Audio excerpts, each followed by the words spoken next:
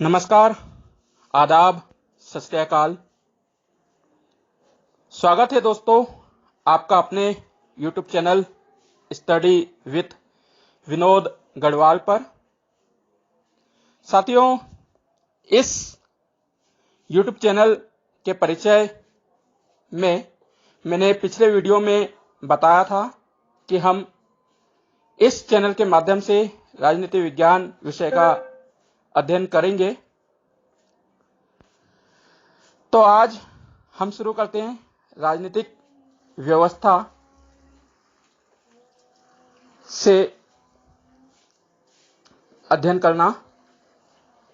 किंतु उससे पहले आपसे एक निवेदन है, यदि आपने अभी तक हमारे इस चैनल को सब्सक्राइब नहीं किया है तो बेल आइकॉन का बटन दबाकर चैनल को सब्सक्राइब करें और वीडियो पसंद आए तो लाइक और शेयर करना ना भूलें। राजनीतिक व्यवस्था के अंतर्गत हम आज संविधान का अध्ययन करेंगे। तो आइए शुरू करते हैं हम आज का चैप्टर संविधान। संविधान अपने आप में एक बहुत महत्वपूर्ण शब्द है और संविधान सुनते ही हमारे दिमाग में अनेक प्रश्न उठते हैं, जैसे कि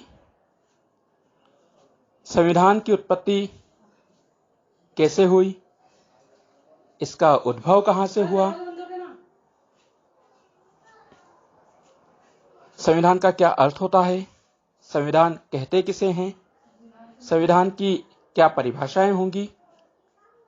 ऐसे तमाम प्रश्न हैं जिनका हम इस वीडियो के माध्यम से उत्तर समझने का प्रयास करेंगे। तो आइए हम संविधान पर चर्चा का आरंभ करते हैं। सबसे पहले हम इसकी उत्पत्ति जानते हैं कि संविधान शब्द आया कहां से है। संविधान शब्द अंग्रेजी भाषा के कॉन्स्टिट्यूशन शब्द का हिंदी रूपांतरण है और जो अंग्रेजी भाषा का कॉन्स्टिट्यूशन शब्द है वह लैटिन भाषा के कंस्टिटर शब्द से लिया गया है। लैटिन भाषा के कंस्टिटर शब्द से लिया गया है, जिसका शाब्दिक अर्थ होता है शासन करने वाले सिद्धांत। कंस्टिटर का शाब्दिक अर्थ होता है शासन करने वाले सिद्धांत। अब हम जानते हैं कि संविधान का क्या अर्थ होता है। तो संविधान के अर्थ को समझने के लिए हमें संविधान शब्द को दो भागों में बांटना होगा। हमें संविधान शब्द के दो टुकड़े करना होंगे। जानते हैं कैसे इसके दो भाग होंगे। संविधान शब्द के दो भाग हैं, सम धन विधान। सम प्लस विधान। सम का मतलब होता है बराबर, इक्वल। विधान यानी नियम, रूल। अर्थात वे नियम जो किसी भी देश में सभी लोगों पर समान रूप से लागू होते हैं, संविधान कहलाता है। वे नियम जो किसी भी देश में सभी लोगों पर समान रूप से लागू होते हैं संविधान कहलाता है। हमने इसकी उत्पत्ति जानी, इसके अर्थ को समझा। अब हम जानते हैं संविधान की परिभाषाओं को। अर्थ के आधार पर राजनीति विज्ञान के अनेकों विद्वानों ने राजनीति विज्ञान के